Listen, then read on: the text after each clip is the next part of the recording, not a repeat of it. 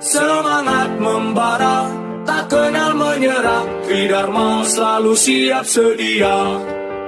Di mana kami berada, merah putih selalu di dada. Di sana, di umum, banyak perempuan. Ini buat masak mie. Itu pertama di hotel itu juga. Iya, ada juga ada. Lihat. Transport yang mana? Campur sama Buat mie bisa? bisa. Dijual dengan berapa total? Semuanya. Ya, Juta. 10 juta. Iya. Total faktor penghasilan. Assalamualaikum warahmatullahi wabarakatuh. Selamat pagi dan salam sejahtera untuk kita sekalian. Saya Kabid Humas Polda Banten didampingi oleh Bapak Dirres Narkoba Polda Banten, Kombes Pol Lutfi Martadian, SIK MH. Yang saya hormati rekan-rekan para awak media, mitra strategis Polda Banten, baik media cetak, media elektronik, media online, radio, wadir, dan rekan-rekan para kasubdit yang berkesempatan hadir. Hari ini, hari Senin 14 Juni 2021, Polda Banten akan dan sedang menggelar konferensi pers tentang keberhasilan Ditres Narkoba dalam menuntaskan tindak pidana narkoba golongan 1 jenis tembakau gorila dengan dasar laporan polisi garing 220 6 Romawi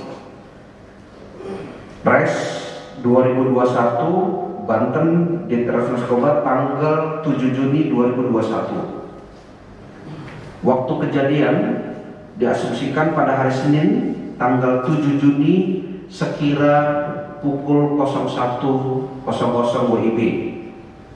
Tempat kejadian di dalam Villa Ubud, Kecamatan Anyer, Kabupaten Serang, Banten. Telah diamankan satu orang pelaku dengan barang bukti yang kita gelar di depan berupa satu bungkus plastik klip bening berisi gumpalan warna kuning dengan berat bruto kurang lebih 5 gram, bahan daun tembakau yang sudah disemprot alkohol dan thinner dengan berat bruto 300 gram. Yang ketiga, satu buah plastik berisi bahan atau daun tembakau dengan berat bruto 47,5 gram. Satu buah botol berisikan alkohol ukuran 96%. Satu buah kaleng berisikan cairan thinner. Satu buah terpal warna biru. Satu buah alat semprotan air. Satu buah gelas ukur. Satu unit handphone Redmi warna hitam dan satu unit kompor listrik. Bagaimana dan siapa serta bentuk pola kegiatan dan bagaimana kronologis kejadian dan penangkapan akan dijelaskan secara teknis oleh Bapak Dirres Narkoba Polda Banten. Waktu dan tempat kami persilakan.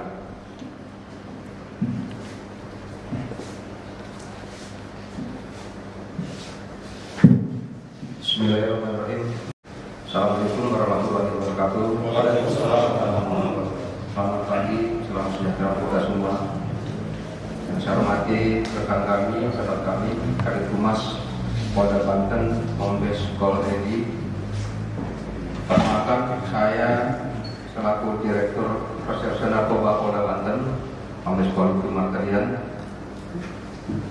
akan menjelaskan terkait dengan tindak pidana narkotika golongan 1 jenis tembakau gorila yang beberapa hari yang lalu ditangkap. Sebelumnya terima kasih kepada rekan-rekan media dan rekan-rekan dari keluarga besar Direktorat Narkoba yang sudah hadir. Izinkan pada kesempatan pada pagi hari ini kami menyampaikan terkait dengan kronologis.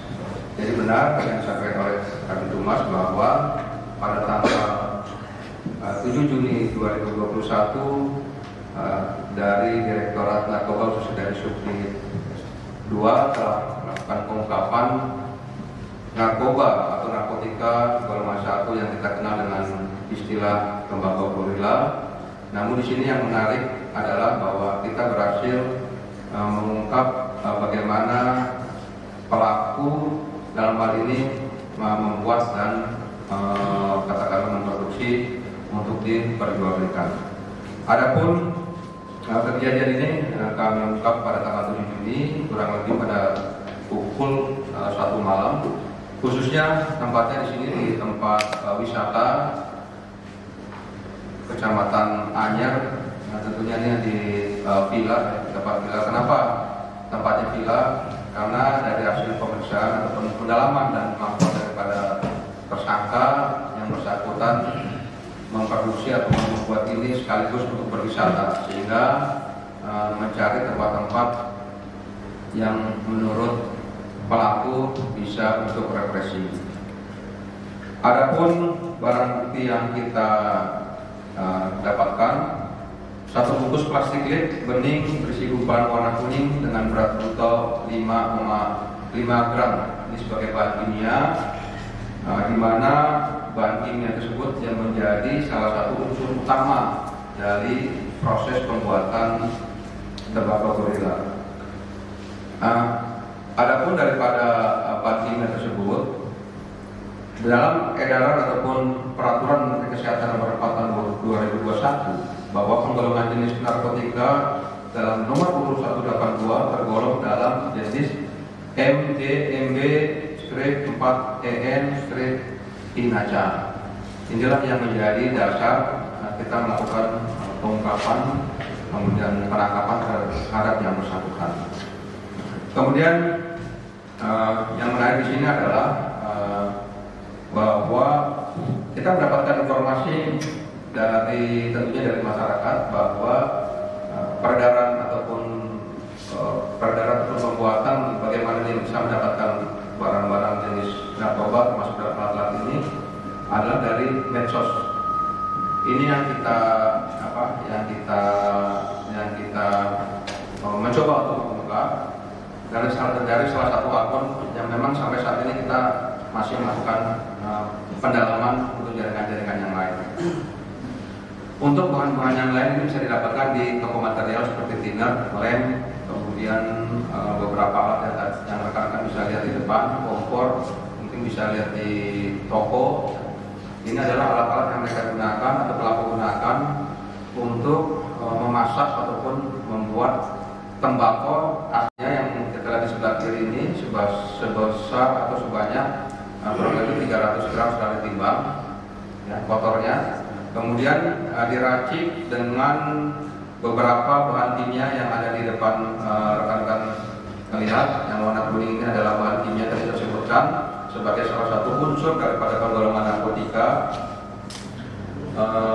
dan ini didapatkan dari salah satu akun karena kan tidak diperjualbelikan secara bebas ya, dan ini sangat membahayakan. Kemudian soal thinner dan sebagainya ini dibeli di toko-toko material karena tidak termasuk dalam kategori bahan berbahaya apabila memang dipergunakan sesuai peruntukannya. Namun apabila diracik jadikan satu, maka ini disebut dengan namanya tembakau gorila. Kemudian dari hasil pengungkapan ini kita dapatkan bahwa modus operandi ini dapatkan dari bahan kimia yang merupakan narkotika sintetis dari jejaring sosial atau akun. Saya belum bisa menyebutkan dari akun mana karena kami masih melakukan pendalaman. Artinya memang dari pengakuan dan dari hasil kita dari salah satu akun yang kita kembangkan, kemudian kita berhasil mengungkap proses pembuatan tembakau gorila.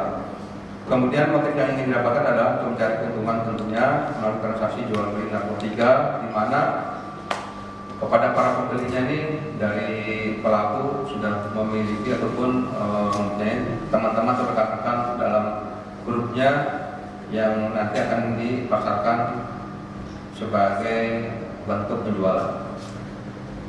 Kemudian dari hasil yang rekan-rekan bisa lihat, ini adalah tembakau mentah, kemudian ini adalah alat bahan kimia yang diproduksi, kemudian ini adalah alat pendukung yang lainnya. Ini yang warna merah ini adalah paket yang siap edar.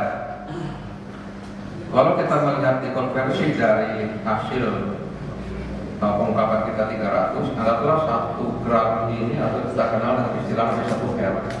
1 R kalau memang ini digunakan oleh pengguna atau penyalahguna, ini bisa untuk 10 sampai 15 orang. Jadi kalau kita jumlahkan dari 300 yang kita amankan, kurang lebih sekitar 3.000 lebih orang yang kita selamatkan, anak bangsa ataupun generasi muda yang kita dapat selamatkan.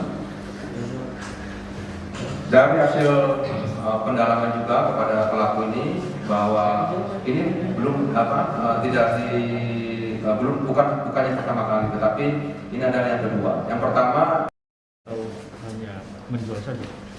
Yang kedua ini adalah pelaku inisial S yang tadi saya sampaikan, ini sebagai memproduksi, artinya dia mencari bahan kimia, alat-alat, kemudian diolah, ya, dan tempatnya dicari di tempat wisata, karena memang selain dia ingin mengolah narkotika ini juga untuk refreshing atau bebas, makanya cari tempat-tempat wisata seperti itu. Kemudian yang bersangkutan ini sudah 2 kali. Yang pertama dia sebagai pembeli, mengambil dari satu akun Instagram. Yang kedua dia pun membeli bahan-bahan seperti bahan kimia tersebut dari akun Instagram, kemudian diolah dan rencananya akan diperjualbelikan. Dengan total saat ini yang pertama sekitar 300 gram yang sudah siap edar yang berhasil dari si pelaku, yang kedua ini kami ungkap, kami tangkap sehingga barang tersebut tidak sempat beredar di masyarakat. Ini campurannya thinner dan sasarannya wisatawan di Anyer atau seperti apa? Ya, sasarannya dia punya pangsa langganan. Bagaimana cara mekanisme dia menjual melalui medsos WA group. Ini yang sedang kita kembangkan juga, sedang kita dalami siapa-siapa saja. Ya, kita harapkan kalau memang pengguna segera kita dapat lakukan rehabilitasi. Tetapi kalau yang bersangkutan adalah memproduksi, ya tentunya kita mengedepankan aspek daripada penegakan hukum. Seperti itu. Mereka ini melakukan pembuatan itu di mana, Pak? Di rumah atau di villa, salah satu villa yang ada di Anyer, lokasi wisata. Supaya tidak terpantau dan juga pelaku ini merasa nyaman karena berada di daerah wisata. Dia menjual dengan harga berapa dan dapat keuntungan berapa? Kalau saya katakan bahwa 1 gram atau dikatakan dengan 1 R yang sudah siap edar, yang sudah jadi, yang sudah matang atau sudah masak, ini diperjualbelikan sekitar 150.000. Jadi bisa dikalkulasikan kalau secara keseluruhan tentunya dari 1 R ini tadi saya sampaikan bisa digunakan oleh 5 sampai 10 orang, sehingga dari 300 yang kalau ini beredar di masyarakat, tentu kita bisa menyelamatkan sekitar 3.000 bahkan sampai 3.500 generasi muda yang menggunakan itu aja. Sehari sudah berapa lama kilo? Sehari memproduksi berapa? Belum, dia baru kali ini untuk memproduksi. Sebelumnya dia sebagai pengedar. Pak, menurut pengakuan tersangka ini akan berapa lama di villa itu, Pak? Bagaimana? Akan berapa lama di villa itu? Kalau dari hasil pemeriksaan ini sekitar rencana 1 sampai 2 malam ya, karena menyangkut masalah waktu ini, kemudian juga jumlah barang yang diproduksi juga yang tadi saya sampaikan sekitar 300, saya kira mungkin tidak terlalu lama kalau untuk diproduksi. Untuk proses masaknya sendiri berapa lama? Kalau proses masaknya sekitar di dalam ruangan itu mungkin sekitar suhu ruangan itu 2-3 jam. 2-3 jam ya. Itu pun tergantung dari suhu, karena ini dalam ruangan ya. Artinya bagaimana dia bisa kering ya. Kering itu artinya kan dalam ruangan, tidak mungkin dijemur di luar ruangan ya, karena dari semprotan alkohol, kemudian thinner dan sebagainya, apabila sudah merata, kemudian dicampur kembali dengan bahan kimia yang tadi disampaikan, unsur narkotikanya ini diracik kembali, kemudian disemprotkan kembali sampai dengan kering. Mungkin prosesnya ini ya kurang lebih 1 sampai sekitar 2 jam ya, diangin-anginkan, begitu kering merata baru mereka packing. Setelah di packing dalam kemasan gram, bisa per 1R atau per 5R, per 10R, tergantung pesanan ya, tergantung pesanan. Dan bagaimana cara pembeliannya atau penjualannya dengan melalui grup WhatsApp yang saat ini sedang kita dalami siapa-siapa saja yang terlibat. Nah, kemudian bagaimana cara pengirimannya adalah melalui jasa ekspedisi. Pak, kalau untuk narkotika sintetisnya tadi, tersangka itu memperolehnya di mana, dengan harga berapa, dan itu bahayanya apa sih Pak? Tadi saya sudah sampaikan ya, bahwa barang-barang ataupun bahan-bahan bakunya ini didapatkan khususnya narkotika ya, itu dari salah satu akun, dari akun Instagram ya, dari akun Instagram. Kemudian yang lainnya seperti kayak thinner, kemudian alkohol dan sebagainya, itu kan bisa dibeli di alat-alat ataupun toko-toko material, karena itu kalau dipergunakan peruntukannya tidak membahayakan. Apabila dia campur dengan yang tadi disampaikan bahan kimia tersebut, dioplos, dimasak dengan komposisi yang dia dapatkan memang dari medsos juga ya, cara pembuatannya itu yang membahayakan, menjadi unsur-unsur narkotika. Kalau efeknya Pak, efeknya pengguna Pak? Ini jelas merusak otak, karena ini sintetis. Kita tidak tahu takaran bahan kimia menyerang kepada otak. Apabila ini dilakukan secara terus-menerus oleh orang atau pengguna, ini bisa merusak saraf otak, juga dia bisa mengakibatkan kematian. Produksinya berapa lama dari? Hasil produksinya berapa banyak? Hasil produksinya yang sudah jadi, yang siap. Kalau yang kemarin yang dia beli itu sekitar 300 gram yang sudah siap, yang sudah jadi ya, yang sudah jadi. Nah yang kedua ini dia mencoba untuk membeli bahan baku sekitar sama dengan harga dan jumlah yang kurang lebih sama, sekitar 300 juga, 300 gram setelah timbangan dari kita. Oke ya, cukup ya. Ya, makasih ya. Dharma rela berkorban jiwa untuk bangsa dan negara. Lebih baik gagal di medan latihan daripada gagal di medan pertempuran. Mari kita berlatih bersama. Kalau tidak mau pulang nama, di bawah naungan Ibu Pertiwi, Tridharma tak pernah ingkar janji untukmu bangsa dan negeri ini.